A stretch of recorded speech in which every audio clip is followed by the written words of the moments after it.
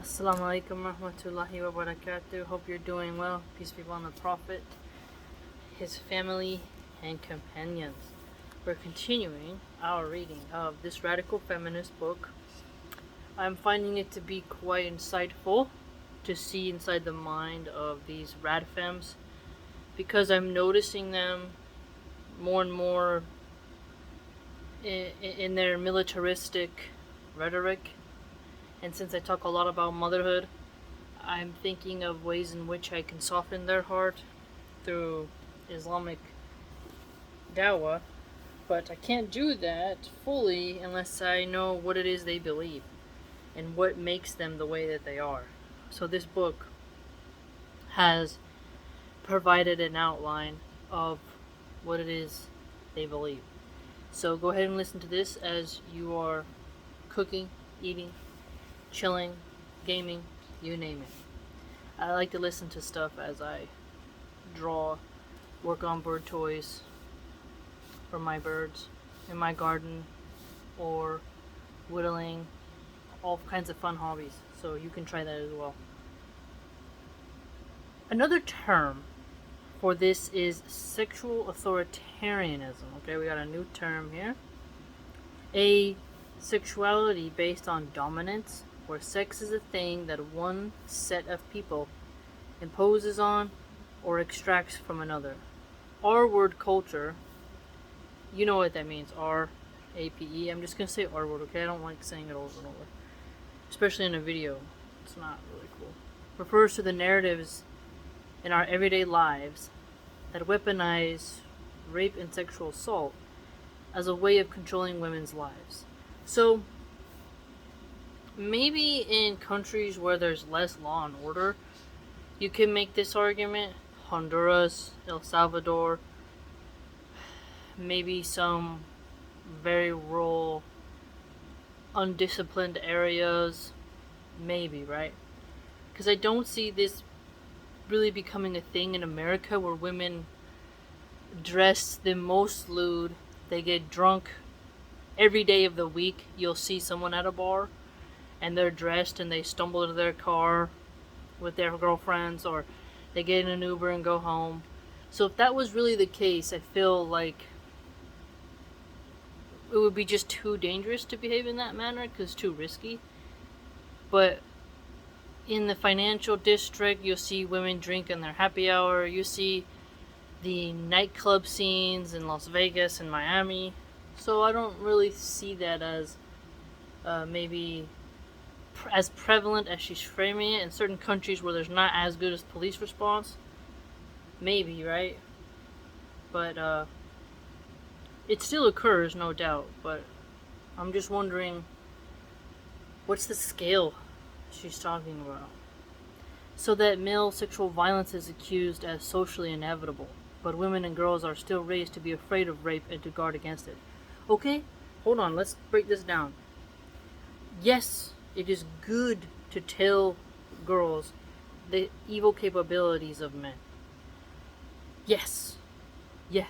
I've had serious, mature, educated discussions with my daughter about why there's a reason in Islam for gender segregation, and don't trust a man's smiling face. Don't trust men at all in terms of being alone in the car with them. If I even tell her with my family, don't even, if we're visiting, you're in the living room alone with a male relative, you need to go sit by the woman. You need to go sit by the grandma, by auntie, somebody. You need to keep a woman around you at all times. Do not be alone with men. If we travel to Mexico, go see my husband's family, you're not allowed to be alone with any of them. I don't know them. We're in a totally different, very rural village. No, you're just not allowed. And I have these serious talks because, yeah, there's tons of men who are super dangerous. Super dangerous. I mean, there's a reason why the uncle stereotype and the stepdad stereotype is so prevalent. So, it is inevitable for some women. As a survivor of myself, my mom was a survivor. you have to be taught this, and it makes you operate different in the world. I wish I would have realized that earlier. I was way too naive. See, I understood because I watched a lot of horror movies as a kid with my grandma about evil people in general. But I should have been taught about the slick, kind of gross man who he's nice and charismatic to you, but then once the door shuts, that he can totally change in his demeanor and rejection. Some men do not take rejection well, and I've seen this firsthand, and it can get quite dicey. Pretty scary, actually. Really scary. So that's very important to teach young women, young girls, about the violence of men. That doesn't mean you're anti-male. It's dealing with reality. Sorry, if you're a man and you get offended by that, too bad for you. That's why America has a Second Amendment for self-defense. And a firearm for women to use in self-defense is a life-saving tool. And to women to be taught bravery in the face of male violence.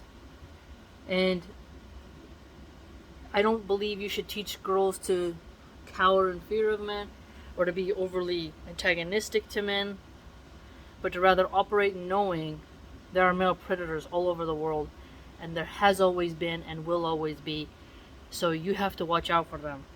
So the way she frames it here, as if we shouldn't make women feel afraid, it's not crippling them and dooming them. You're not making them cynical or nihilistic, but it's dealing with the reality of the dangers of this world. You're gonna walk in a woods where there's mountain lions. Let people know, hey, guess what? There's mountain lions on this trail. Act accordingly. Okay? Make sure you glance behind you once in a while. Scan the perimeter. There's mountain lions in this region. Okay?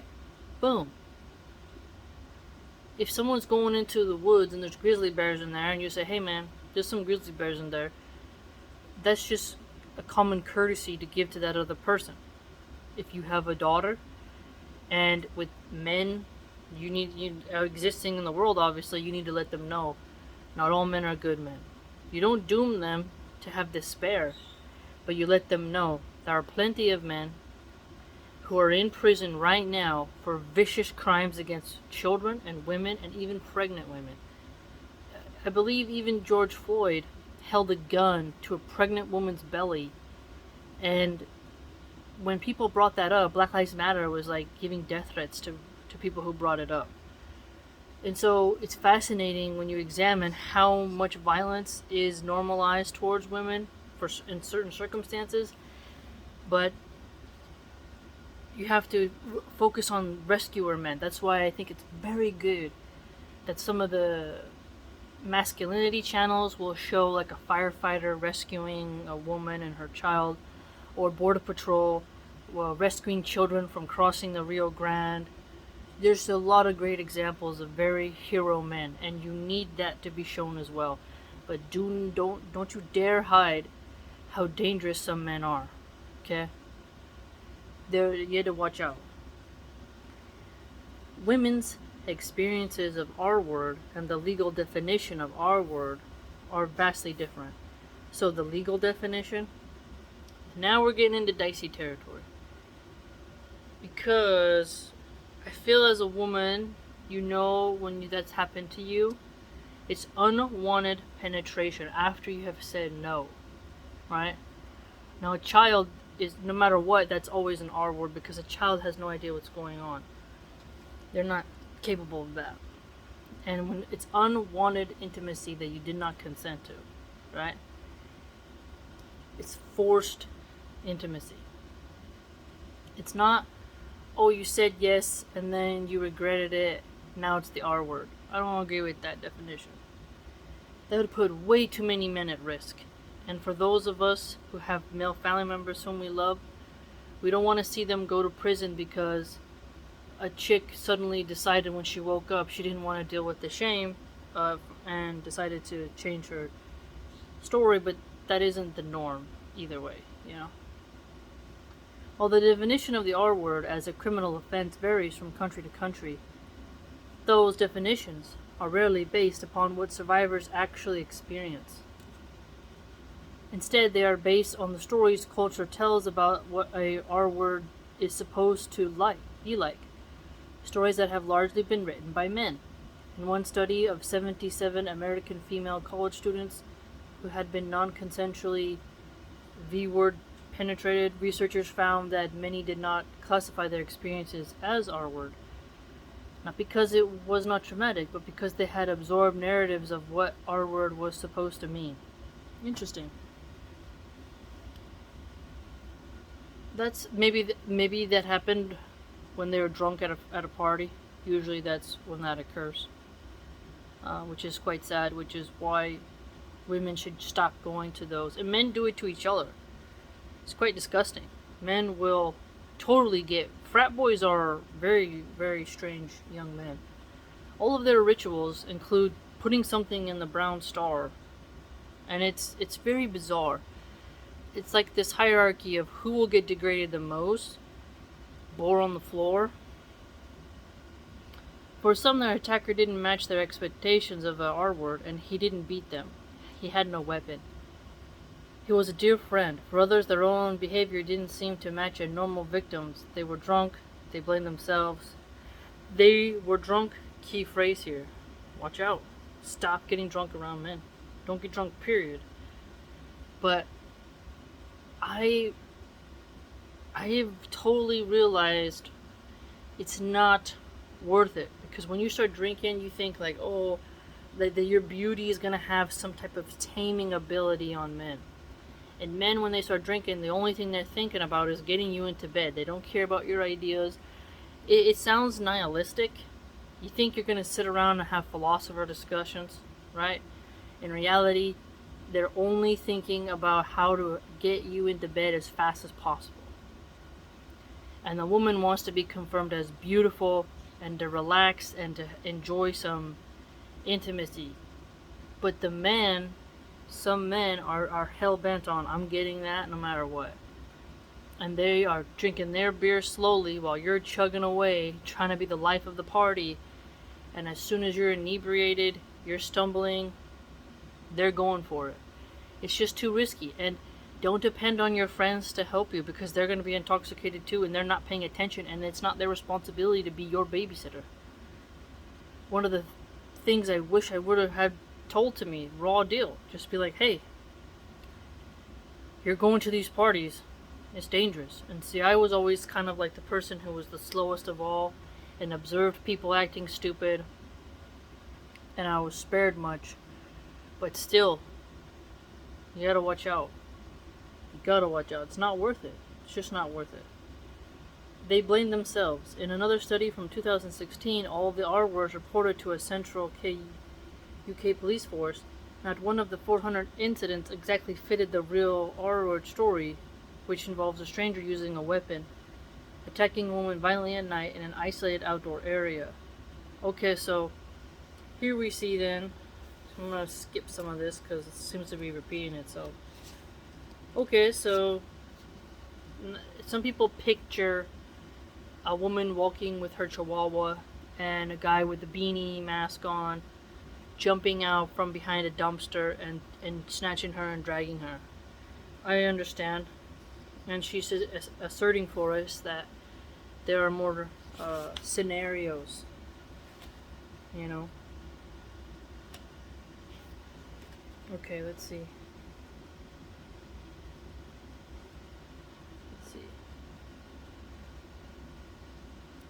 Okay. Let's go. I'm skipping a couple pages because it's going into more stuff that I don't want to. It's so much censoring. You know? Okay. When you ask a community to deal with its abusers, you ask it to deal with its own hypocrisy and complicity. That's a deeply uncomfortable thing to ask. Most people, given the option, choose convenience and comfort over self-examination. So, convenience over comfort and self-examination. Yeah, to examine oneself is hard work. I've been doing that recently for past mistakes I made years ago. And I really recognize that, like, my first ever person that I loved tried to make it work for over 6 years, and their drinking habits got worse and worse. I realized that I should have thrown in the towel a lot earlier than I did, and I would have prevented a lot of heartbreak and trauma. That I can't rescue someone from slowly falling into alcoholism. And with my second relationship, I didn't learn that either, because they slowly started drinking, and you excuse them because they're handsome, and you're like, oh, it'll get better. It's not that bad. You rationalize it until they're full-blown alcoholics, and you're like, what do I do now? And now that I have my husband, and I'm married, and he's 100% sober, loves fitness, eats healthy. I mean, it's beautiful. Now I feel calm and at peace. And I examine my own self to say, I ignored the red flag, and I wasted years. But I wasn't a Muslim then, so I didn't understand the wisdom of not having somebody who drinks. So it's comfortable just to excuse instead of analyze how you made a mistake. It's their fault, but it's also my fault. That stasis has produced months and years of trauma with women sidelined time and time again because everyone else has decided they'd rather spend their empathy on abusers. What does she mean by empathy on abusers?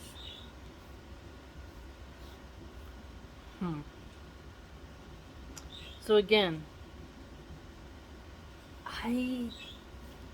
there's an R-word culture in prison, men on men. If you look at how, let's use it as a fictional example. Tyrion Lannister, Stannis Baratheon's about to take King's Landing. Joffrey's retreated into the Red Keep with his mother Cersei. Tyrion says, we're going to F them in their A's for his motivational speech. And you see how sodomy is used as a form of punishment to your enemy. So our word for men in war is something, and in prison is something. So straight men will use it as a form of punishment, whereas gay men will use it as a form of pleasure. And so the culture of sexual violence happens to men and women by men. However, tragically, there has been women doing terrible things to young boys. But they may not be as high, and those are school teachers usually. But it's quite sad. So we gotta do better. We have to do better. But ironically and tragically, she supports pornography, which actually produces fantasy content that reenacts those types of scenes upon women. And those women will do it for money. So women are helping men to fantasize about hurting women because they want to get money for drugs. They want to buy a Chanel bag.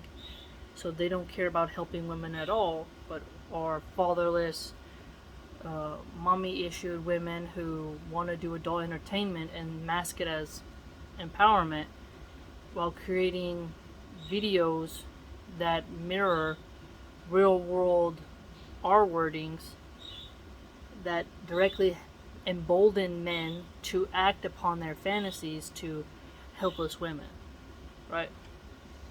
And there was a study I shared maybe a month ago where they were breaking down the tags men were typing in and how they're getting increasingly violent. So I wonder if she'll bring that up. You know, women, we have to take accountability for how we sell out our own gender for money. And the adult entertainment industry does that specifically, right? But then you'll see these OF women go on all these red pill podcasts and talk about how they're empowered. The customer and the producer are both at fault. Heavy section, I must say. Very heavy. Let me know what you think, and if you'd like to join my blog, it's www.subscribestar.com/MilahanArchive. I hope to see that. I almost said Philosopher's Corner.